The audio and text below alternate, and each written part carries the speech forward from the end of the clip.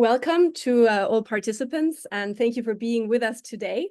My name is Johanna Köhler. I'm Assistant Professor of Environmental Risk Governance in the Public Administration and Policy Group at Wageningen University in the Netherlands. And I'm also co-supervisor of Johannes Wagner's PhD, who will present his PhD findings today. And I will also be your host for the seminar today. Today is the 7th appointment of the thematic seminar series as part of the NEWAVE Diffused conference, which started at the beginning of April and will be accompanying us until the end of the year with bi-weekly online webinars. And the thematic seminars feature the NEWAVE early stage researchers that will guide us through the key water governance aspects that they've been investigating during the NEWAVE project. Today's seminar features Johannes Wagner and his lecture titled Policy Design and Performance of Professional Drinking Water Service Delivery in Rural Mali. Johannes Wagner is a doctoral researcher at the School of Geography and the Environment at the University of Oxford. His research examines the sustainability of rural water services in sub-Saharan Africa, and his field-based study focuses on a professional service delivery model implemented in rural Mali. And prior to joining NEWAVE, Johannes worked as a policy advisor with the German Development Corporation, GIZ, for the sustainable development of the water and sanitation sector in Mali. And together with Johannes, we also welcome the invited discussant, Alinta Geling, former head of operations of a professional service provider in Mali called Uduma, and now Uduma's regional manager for service delivery in West Africa, covering operations in Benin, Burkina Faso, Côte d'Ivoire, and also Mali. And yeah, I could not imagine a better discussant to join us today. So thank you so much for taking the time and your contribution. And now I kindly remind all of you as the audience that you can submit your questions at any time during the seminar using the Q&A function that you'll see at the bottom of the Zoom window. And yeah, thank you so much for joining us, and enjoy the seminar. And now I'm putting on my hat as a PhD supervisor, and I'll quickly situate Johannes's work in the broader context. Together with his other supervisor, Professor Rob Hope at the University of Oxford, where I was also previously based for 8 years, we have had a really fascinating journey investigating an enormous water governance challenge. We are in 2024, and it is clear that we will be failing to achieve SDG 6.1 of universal safe water services by 2030. And yeah, 1/4 of the world population is without safe drinking water, the majority in rural areas of the global south, and especially rural areas across Africa are lagging behind. So what kind of service delivery models or approaches can achieve a step change towards making significant progress in this domain? And we see new professional service models emerging across Africa and also Asia. And yeah, Johannes is examining one such model in Mali, in West Africa, called Uduma.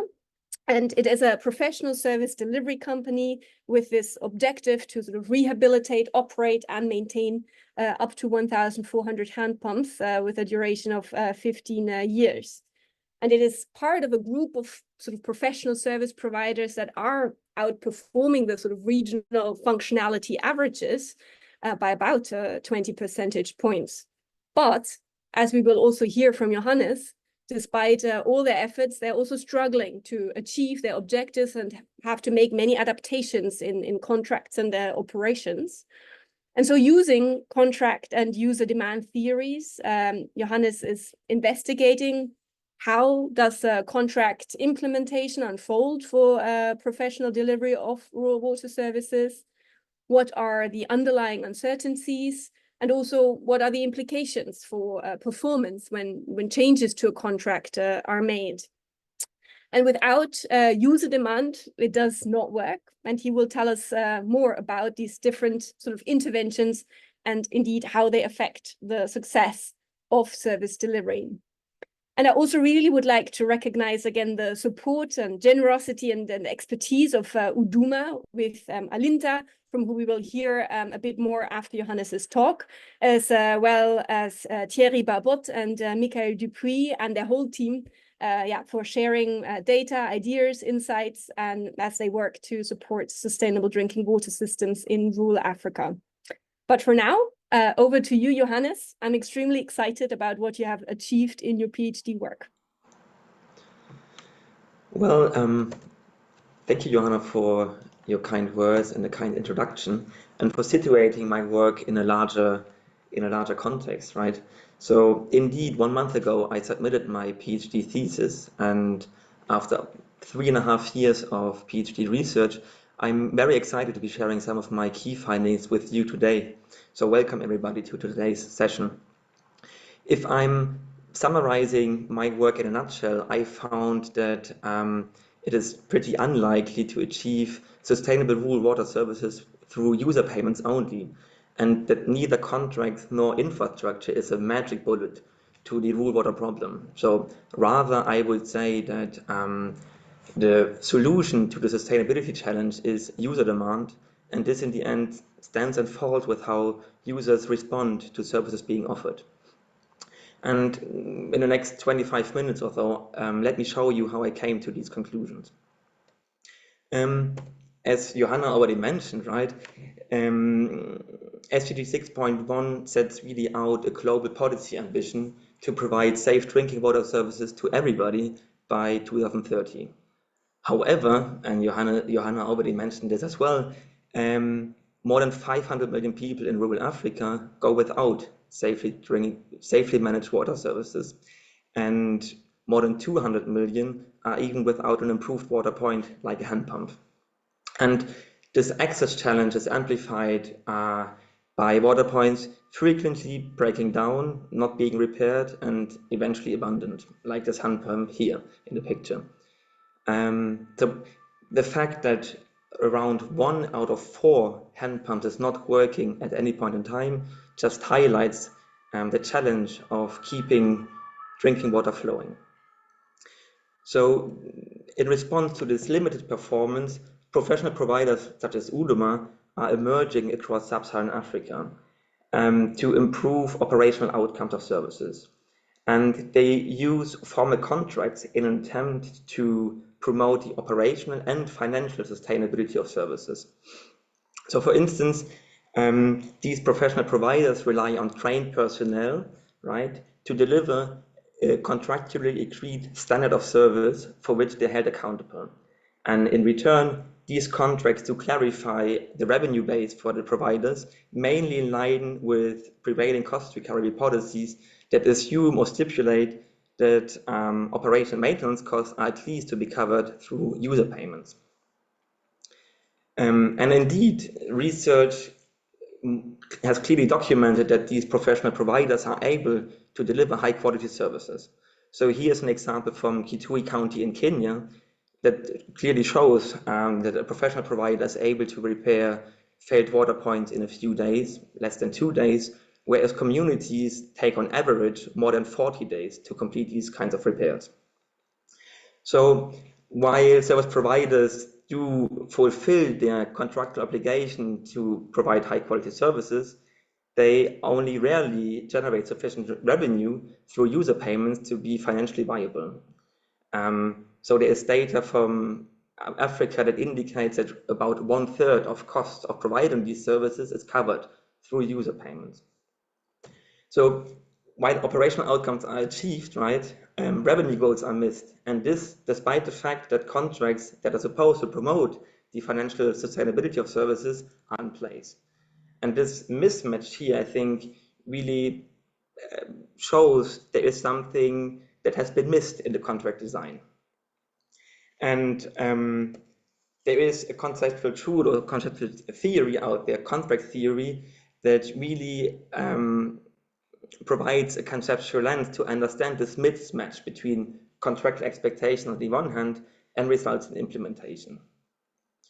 Hart and Moore demonstrate that contracts are necessarily incomplete. So this means that when initially writing a contract, the parties to a formal contract cannot foresee nor anticipate all uncertainties or contingencies that may unfold during contract implementation. However, contracts remain adaptable throughout implementation, and here a key mechanism is renegotiation. So renegotiation does allow contract parties to adapt an incomplete contract design to observe performance. Yeah? And I think while this conceptual tool is interesting and salient to understand contractual issues for rural water services, this has not yet been applied to the rural water sector. And therefore, I draw on contract theory to provide a more comprehensive understanding of the prospects and as well limitations of formal contracts with professional providers to support the delivery of sustainable rural water services.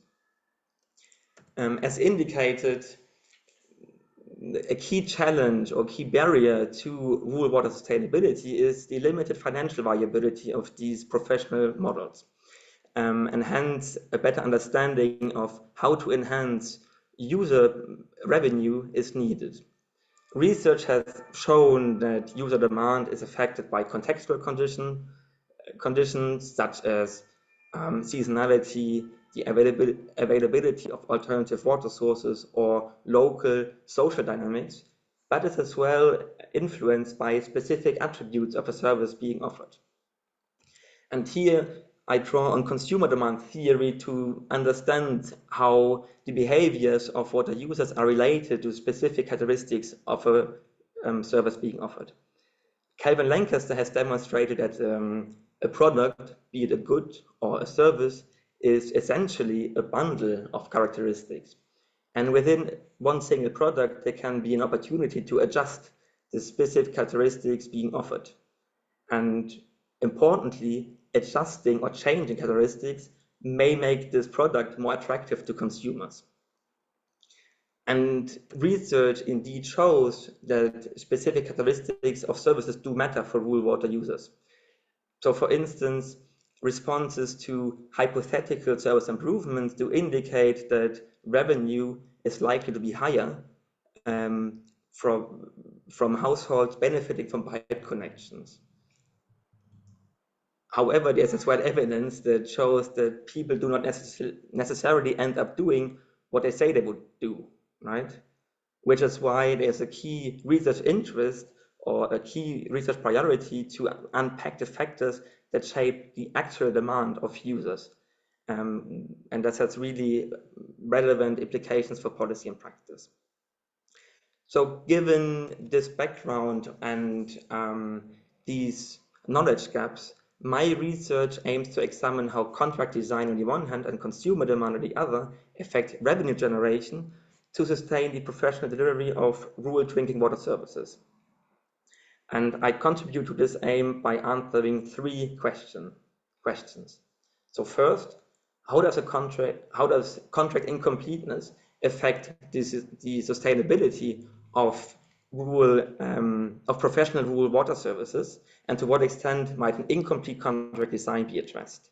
Second, to what extent do solar-powered water kiosks affect water use and revenue outcomes? And third, how does a change in payment modalities at hand pumps affect water use and revenue generation? And I will now briefly show or introduce the study case for Mali and briefly present the data and methods I used to answer these questions. In Mali, rural local governments, so the municipalities, are responsible for drinking water services on their territory. However, they must delegate service provision to a provider, which can either be a public entity, a private operator like Udoma, or a legally recognized water user association. And for this delegation, local governments must use a formal contract. Furthermore, user payment is a key requirement in the rural water policy in Mali. And this fits with other policies across sub-Saharan Africa that indicate that users are supposed to be paying for services and that user revenue should at least cover the recurring cost of services.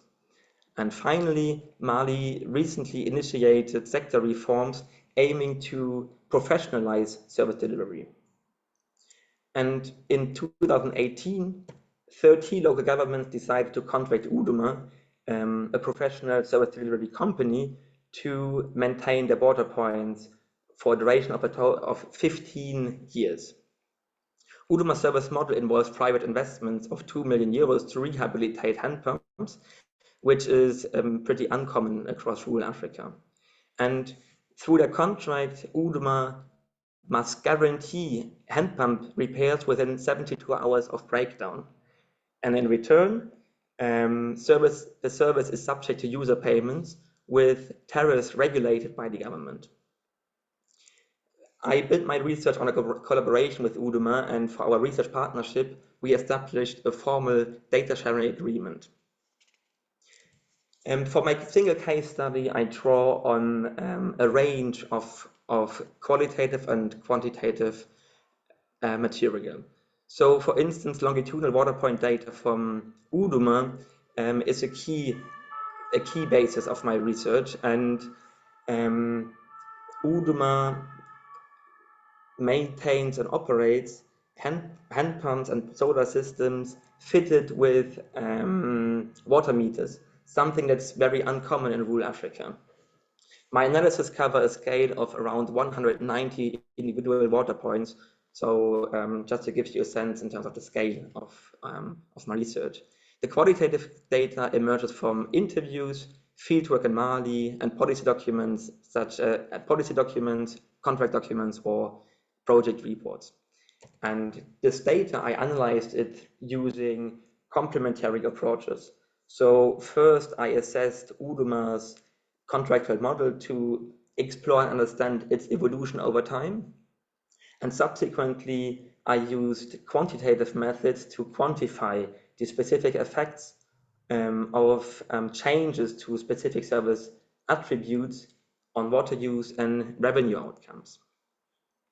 And let me now start by introducing the results of my research.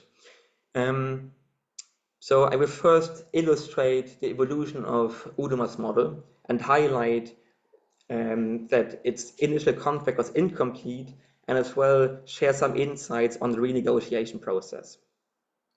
So Uduma's initial business model assumed an average water usage of 2 cubic meters per pump and projected no default in volumetric payments. So its revenue model, which informed the contract design, tied water demand to payment collections. Within the first year of operations, Uduma realized that these initial assumptions were flawed. So observed data showed that only a quarter of the expected daily water use was actually being used, and users only paid 40% of the water they collected. So Uduma faced a non-revenue water rate of 60%. And based on this performance, Uduma missed its revenue target by a margin. So to respond to this commercial challenge, Uduma renegotiated its contract with the 30 local governments. And with the renegotiation, they introduced solar kiosks and as well shifted volumetric payments to monthly flat fees at hand pumps. When I was analyzing and unpacking the process of renegotiation, I realized that the adaptation of the contract was not only dependent on the involvement of Uduma and the local governments as contract parties, but this renegotiation was closely influenced as well by the behavior and involvement of external actors to the contract. And furthermore, I want to highlight that flexible financial resources were really key in permitting changes to the contract and in the end allowed to buffer contractual uncertainties. In the following, I want to show how these specific changes, or the introduction of solar kiosks and the change in payment modalities, affected water use and revenue outcomes. So as indicated, Uduma introduced solar kiosks. And with colleagues from Oxford, we had an opportunity to explore these effects across a total of 15 locations. So drawing on more than 450 months of water use and payment data, we model how this shift affects revenue and water usage outcomes. Regarding revenue, we find that solar kiosks here in yellow generate on average 4 times higher revenue compared to hand pumps. However, water usage remains similar across infrastructure types. So there is no increase in water use following the infrastructure upgrade. Instead, water use remains seasonal, which translates in seasonal revenue fluctuations. Statistical modeling shows, and I think it's something interesting, that a temperature increase of 1 degree leads to 350 liters of more water being used per water point per day. So while water demand was similar across infrastructure types, so between hand pumps and solar kiosks, I was wondering what drove the improved revenue performance at solar kiosks. And for this, I conducted fieldwork in Mali. So I realized when speaking to village leaders and water users that solar kiosks were popular with users. So they agreed to pay for the volume that they collected, something they did not do at hand pumps. And I think just interview quotes may help illustrate the underlying mechanism. So just let me read this one out loud. The service at solar kiosks is good. I agree to pay per bucket, that works. Before with the hand pump, I came here too, but the price bothered me. Pumping was really tiring. And this is just to illustrate, but it was a recurring pattern across the different interviews I was conducting in Mali. And I think I want to highlight, while my research indicates that revenue improves at solar kiosks do not overcome the seasonal fluctuation in water demand, which leads to seasonal revenue shortfalls. And hence, I suggest caution in assuming that infrastructure will be a definitive answer or response to uncertain and nuanced water user behaviors.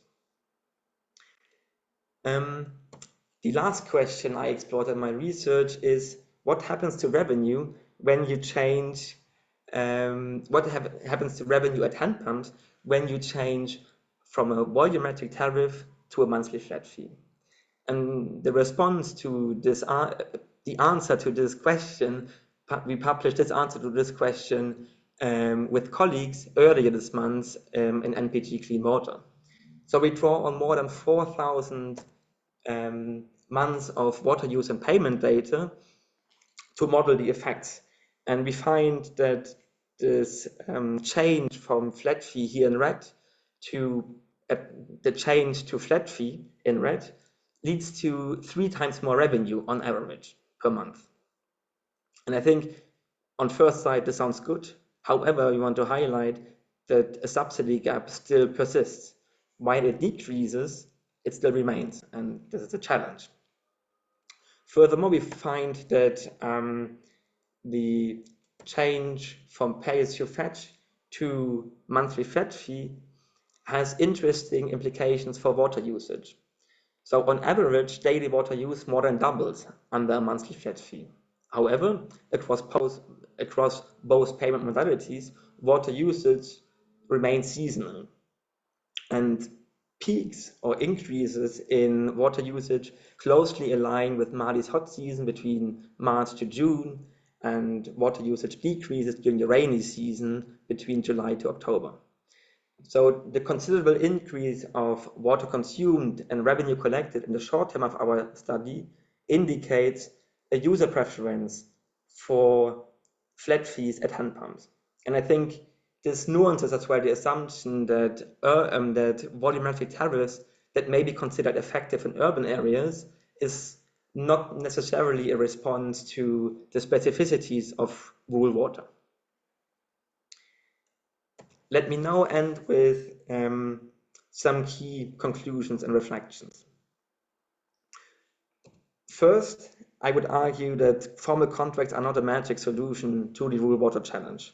However, they are still critical to attract much needed capacity and investments to rural water services. And furthermore, they clearly outline a basis for accountability for performance outcomes, which is something that misses largely under informal community-based management. In addition, I want to highlight that adapting services can be an important response to different uncertainties, but it is not necessarily enough to address wider issues of contracts. So I would argue that providing services in line with user priorities is key to increase revenue over time. And finally, I think that the fact that water demand remains seasonal, regardless of which infrastructure type or payment modality is concerned, really highlights that revenue must be closely monitored. And I think this insight is important to keep in mind when designing service models, particularly to avoid biased revenue and water use projections when you conduct your baseline studies during the hot season only. Regarding policy implications, it seems that wherever feasible, investments in incremental service level improvements are indicated. And as such, I would say that where water demand is relatively high and population size is sensibly dense, it may make sense to install solar kiosks instead of hand pumps. Furthermore, and as well due to the fact that rural water is relatively data scarce, it may make sense to draw on service data which is routinely collected through professional providers to inform investment planning and policy design. And I think regarding policy design, an important implication is definitely that assuming operational maintenance costs will be covered through user payments only is unlikely. So I think cost recovery policies for rural water services should more clearly consider subsidies to sustain rural drinking water services.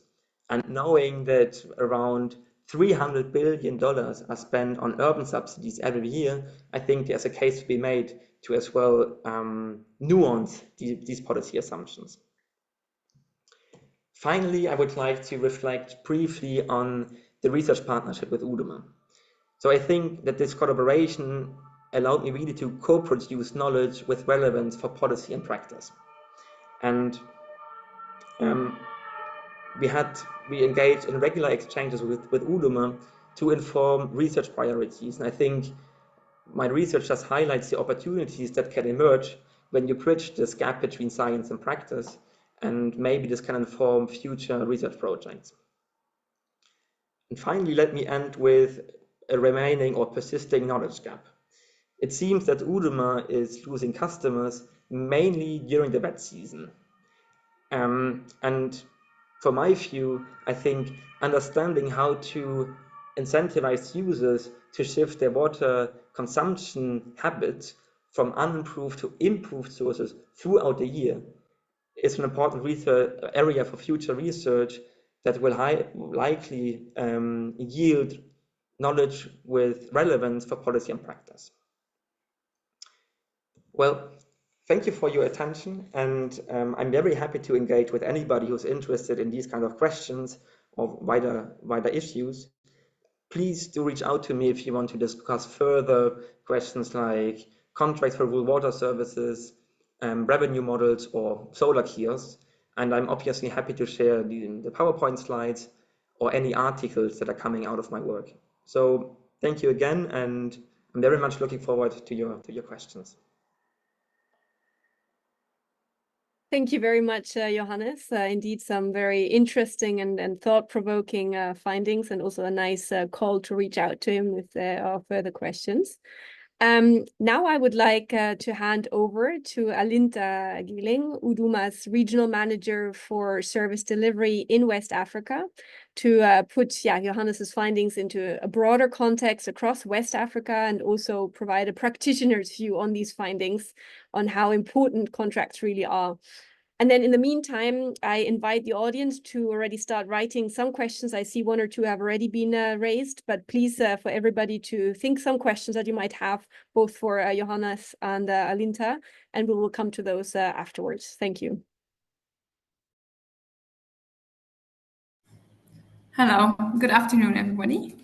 Maybe I'll just add, Johanna, we wanted to the questions in the Q&A, right? And I think we have the chat option on the one hand and the Q&A on the other. So maybe write your questions in the Q&A because I saw a few on the chat.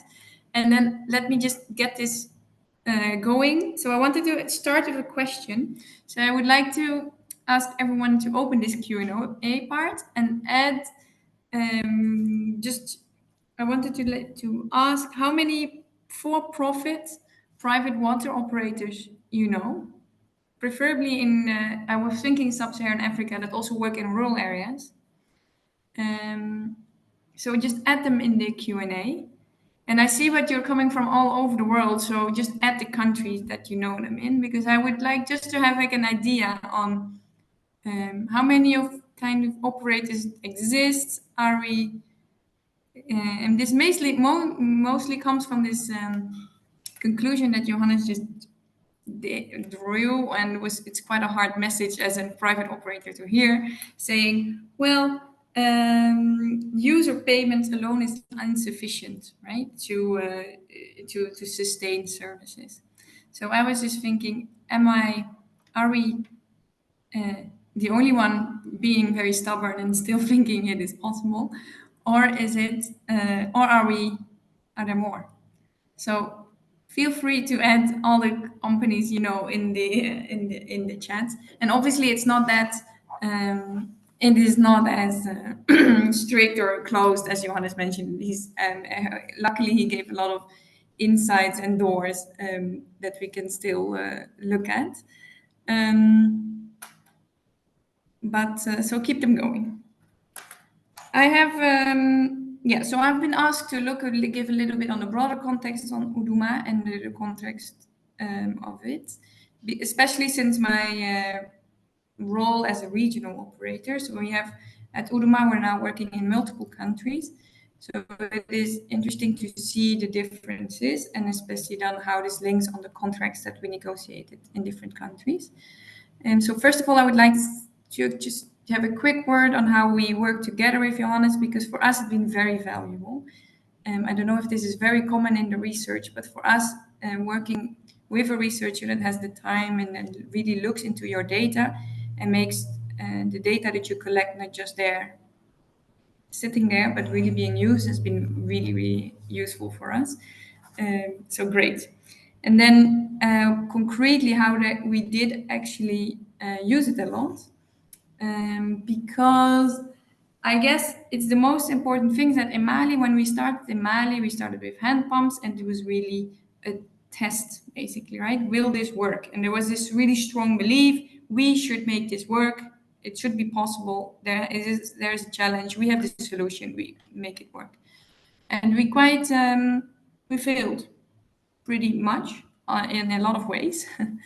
And so we had to adapt this whole model. And I think the research that Johannes did really helped us to sharpen every time this model, and also find, evaluate the solutions that we thought we were providing, how much impact did they actually have. And we have the tendency, obviously, to look at the numbers and just the money that flows. And Johannes gave us a lot of different perspectives on it. Sometimes a flat fee, for example, did not always work, but it did really increase consumption. And in the end, we're a private operator, yes, but we also, it's a social enterprise in the end, and we do believe that there is water for all. That's the whole reason that we're in business for. So having these different sort of perspectives on not only the financial part, but also the social part, and all these kind of insights that Johannes was able to give us was very helpful for us. So I'm very sad that he finished his PhD, almost. So let me look at the contract. So I think at Uduma, like Johannes said, we really, really underestimated the importance of contracts. in the sense of that we were really focused on getting a contract and investors in, and therefore really what is written exactly in the contract and how it would work out in the field came only at the moment that we were operational in the field. So this meant, for example, that Johannes writes this in his PhD. So if you're more interested, you can say more about it, Johannes. But in the end, we have a contract with a village or a commune or a whole region, and not so much with an individual person. So it means that villages are not just one. There's not one opinion in a village. So this does mean that we had contracts with a commune, but then women groups or youth or men or elderly or any individual had a different opinion on whether they wanted a private water operator in their village. So even though we had a contract fixed, it was all fine, and we went to the village and we would operate, and we'd go to the village and discuss and talk, and in the end, there's just a lot of different opinions, and we had a problem in our contract because they don't feel included in the contract that we signed. This is a continuous problem. It's not something we solved, even though we try to include as many different groups as possible.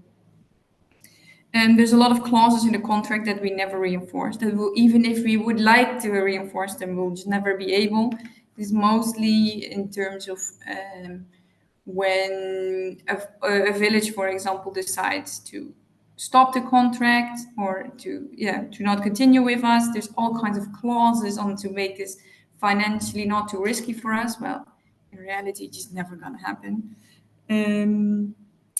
I also learned from Johannes how the importance on how to include as many different sources as possible.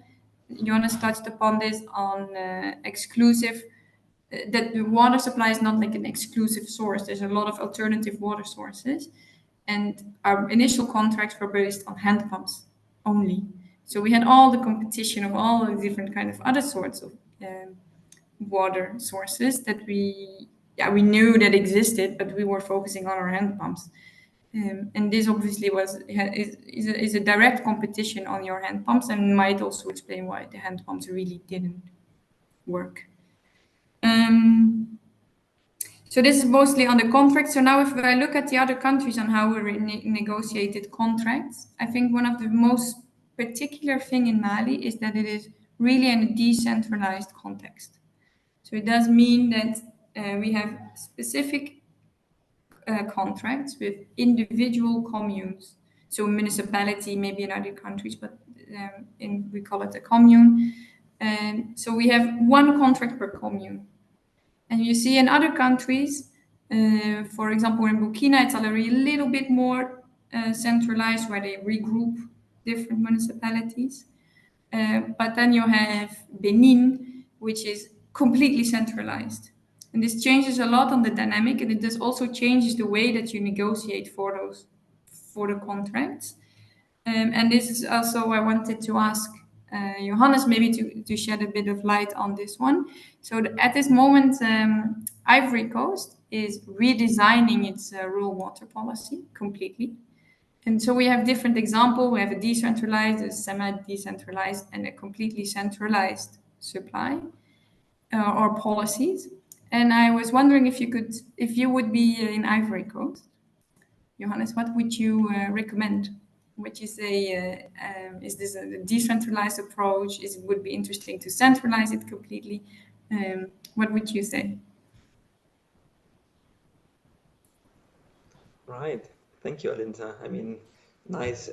Thank you so much for your reflections and putting me on the spot here. So what would I recommend for Côte d'Ivoire regarding on which level to contract out drinking water services? Well, I think based on my research, I can just share a couple of reflections or considerations that policymakers should keep in mind. And I think one key point you already shared earlier is it's pretty likely that contracts will be incomplete, even if you write it in the beginning. assume that they're complete and you designed all relevant clauses, I think the implementation will lead necessarily to some issues. But I think the question of at which level to organize service delivery is a question probably of scale, and as well the question of fit for purpose. So to some extent, I think it makes sense to have a local level of implementation, because water in the end is a local issue. And on the other, it's maybe not necessarily financially or economically viable to manage every water system individually. So it may make sense to cluster them under an umbrella organization, something that's happening, I think, in Uganda. Uduma, I think, draws a similar model with its contract model in Mali, where a local government 30 local governments in total tendered out 1,400 hand pumps. No? So I think there is already the question of scale and how do you cluster and organize these models. And it's interesting that you're asking this question, because last year with colleagues from Oxford and the REACH program and the Rural Water Supply Network, we wrote a policy paper to understand a bit further how these different models do work out in West Africa. I will put the link maybe later in the chat or Q&A, in the Q&A box. And there's where we found there is two tendencies in terms of policy. So one is decentralization, like in Mali, or re-centralization, something that's happening in Benin, for instance. And maybe to give some context here, just the region of Sikasso where you are working, I think is around 2/3 of the size of Benin, of the entire country. So just in terms of geography and scale, that's already a bit of a consideration you must keep in mind. And I think then as well that the policy question is, well, in the end, who is responsible for services? And if in Côte d'Ivoire, I'm not really sure how the sector is set up. If it's on a local government level, well, then I think local governments should call the shots. And if it's the region, it may make sense that the region is tendering out these contracts. So yeah, and I think, I'm sorry, but I'm not coming up with a definitive answer to this question. But I think there are many considerations that must be thought about in the end. Yeah. You know? I didn't think. Yeah. Well, I would recommend you to the Ivory Coast officials, but I didn't expect you to have the complete answer. Okay, fair enough. However, but yes, that said, I mean, if people are interested and if you are in touch with people from Côte d'Ivoire, I'm happy to discuss, flip ideas, and see what may be a model or mechanism to set up these kinds of models. You know? Yeah. So I will. I definitely will. Not only in Ivory Coast, though. Yeah. Yeah, go for it, Johanna. Or did you have some more questions? Of course, you're welcome to come in. But I think there's quite some people that have questions, so maybe we'll then let's launch a little bit into those. And if you, I think some are also concerning you for sure. So please do come in again as well. But thank you very much for your really important insights, and also highlighting again the sort of, decentralized versus centralized context and how it differs. So I think that's very important.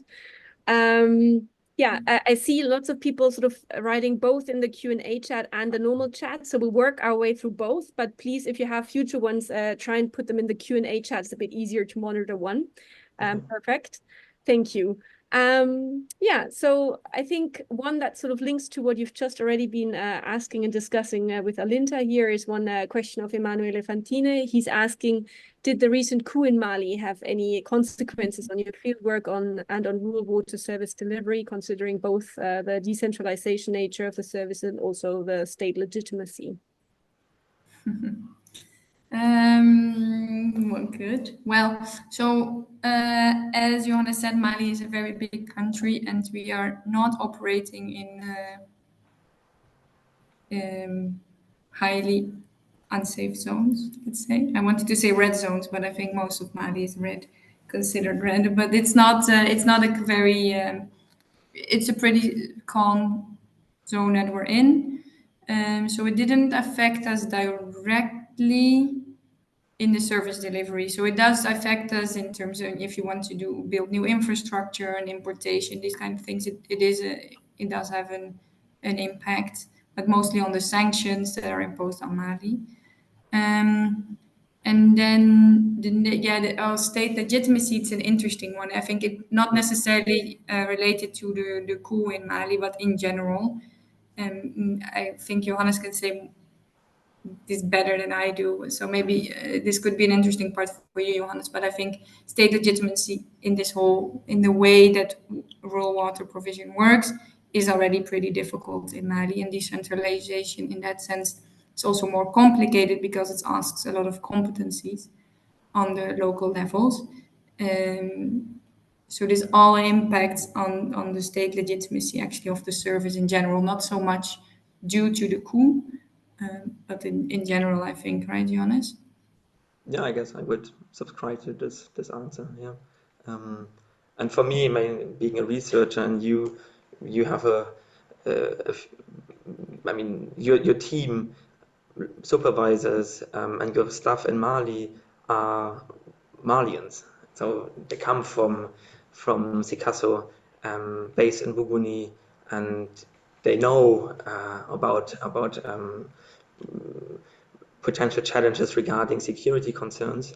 And when I was doing my fieldwork in Mali 2022, I think I really was privileged to be engaging with UDUMA, that in the end connected me to relevant stakeholders and gave me access, or provided access as well, to communities which would have been difficult to reach without the logistical support of UDUMA.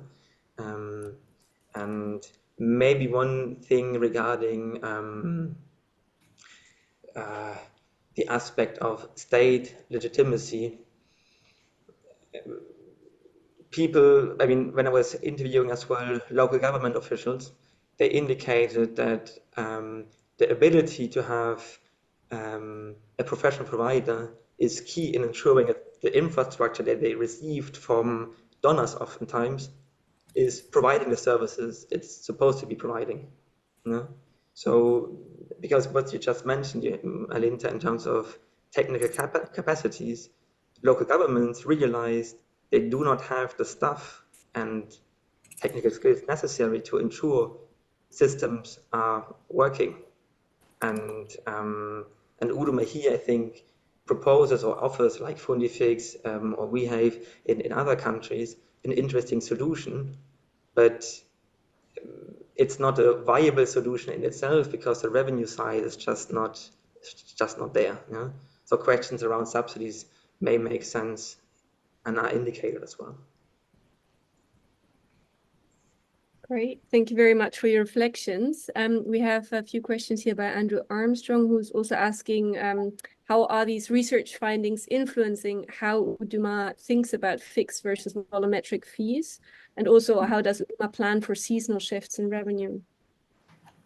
Okay, I was just writing on the seasonal shift, but so Johannes did on how do we plan for seasonal shift is pretty complicated.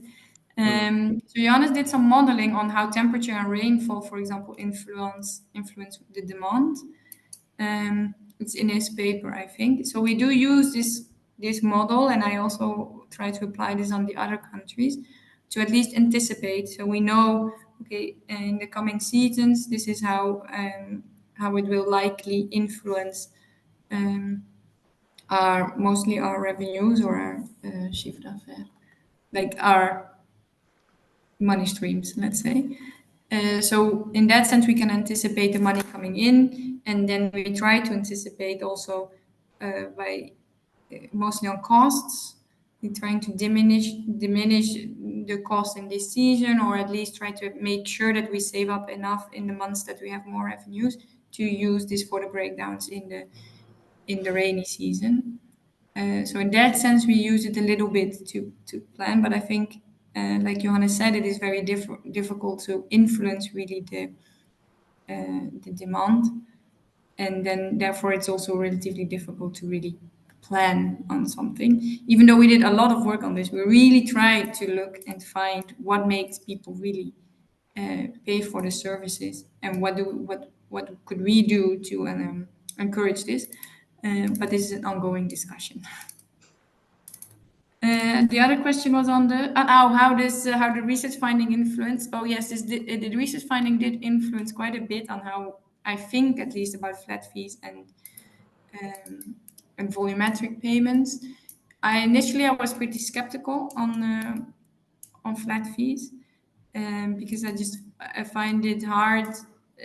Because it is very difficult, I find, to see that water points that initially wouldn't consume, then after you change the payment model, they can suddenly, everyone goes to that water point to use it.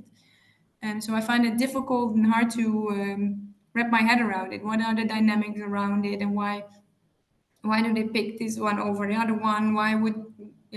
How come this is such a big influence? But then I think what I learned from this research from Johannes is that it's not really the payment model that I should be worried about. In the end, it is a factor that can influence our sustainability in the end, but it is only one of them. So so while I'm a bit more positive towards the payment model on a flat fee at this moment, because I do think it's important. I think it's important that everyone has access to water, and in certain villages, this payment model works better than a volumetric payment, because it allows more people to have access to water, while it can still contribute towards a more financial sustainability of the company. But then, and this is something that Johannes really gave the research from Johannes gave this perspective, that it's not so much. It is not just one model. It's not this that will solve our issues on sustainability. Great, thanks. Johannes, you let me know if you want to come in. Otherwise, I'll sort of post a few more questions that are coming in the interest of time as well. We have one more on the water quantity, and then a bit on the water quality side, probably directed again to Uduma here. What is the average water use in the dry versus the wet season? So what are the sort of different usage patterns here? And also on the water quality, I'll cluster them a bit now, just so we have a bit more time still for one more set of questions. In terms of the water quality characteristics, for example, salinity levels and the implications on the contracting with Uduma, and also whether Uduma is considering or doing chlorination services on top of supply services. Shall I do the chlorination one, and Johannes, you can take the volume part on the dry season? I can try, yeah. Okay, I'll do so on the chlorination. Yeah, so we are considering chlorination. It's and we do it more. We do some water quality tests. There's always initial tests. That's a whole bunch of tests that need to be done before we take a water point in our management. And then over the year, we do mostly bacteriological tests. There's a few indicators that we test multiple times a year. But we don't do systematically chlorination, which is something I think if we want to reach if you read specifically on SDG 6, it's important, and we will have to include it in the future, and we're working on this, on how we should do this. And what are then the foreseen challenges of implementation? Why don't you have it yet? It's mostly one, it's costs. We operate small infrastructure, so it's hand pumps, and for this so far solar installations. So these are not.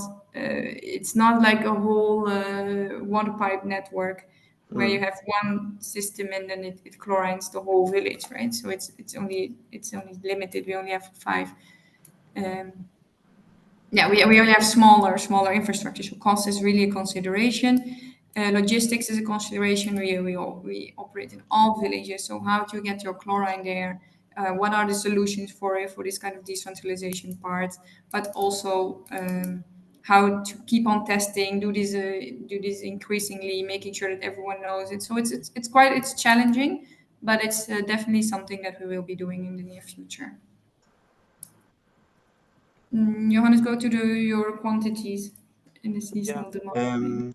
And I think the question was specifically asking per person, no? Per person per day. And we don't have distinct service population data. So empirically, I cannot answer this question. It's an important question, but just given the challenges of doing field work and having somebody who, in the end, counts on a daily basis the number of customers coming to every water point, we don't have data. We only have aggregate water usage data per water point. And so that's something which is a limitation, but that's the limitation of this research. However, I think if you apply the Malian standard of 400 people being served per water point, so here my data shows that on average a hand pump is around, it depends if it's a volumetric or the flat fee usage. For volumetric, it's about 1.4 cubic meters per day, and solar kiosk is 1.8 cubic meters. So there's a slight increase. However, this increase is not significantly. This increase is not significant statistically. It's not cubic meter per person per day, no? No. It's per water point. Yeah. Okay. Yeah. Per water point. No, I mean that's very specific. And then the other question was.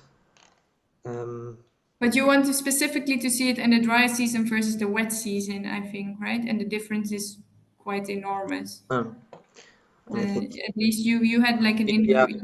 I'm sorry, I can't come up with this figure on the top of my head, so would have to dig back again into the data. But I'm happy to get back to you, Adrian. Yeah, and happy to exchange further if that's something of interest.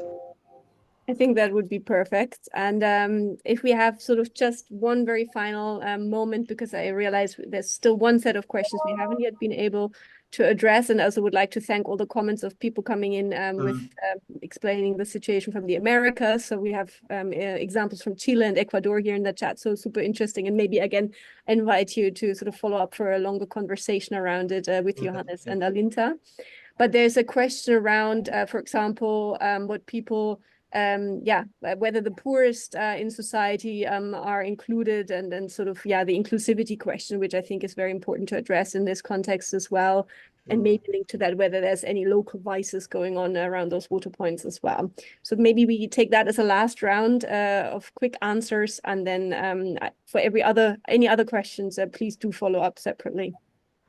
So I think regarding affordability, or the ability to pay in the end, it seems that when Uduma did initially conduct a baseline study, it seemed that regarding the WHO standard of less than 3 or 5% of household expenses, this is something that would fit into the water tariff which is being applied in Mali. But again, I don't have socioeconomic data disaggregated at the household level to really identify if all low-income households can benefit from this service. And I think there is a high chance that some people cannot afford to pay. And here maybe the shift to monthly flat fees is an interesting approach to ensure that all segments of society can benefit from a service being offered. And research here, I think as well from Kenya, conducted by Tim Foster and Robert Hope, showed that volumetric tariffs can have a limited effect, an effect to limit water usage at low-income households. But for Mali, I think I don't have data. Maybe Alinta, you have additional insights, but that's at least regarding my research.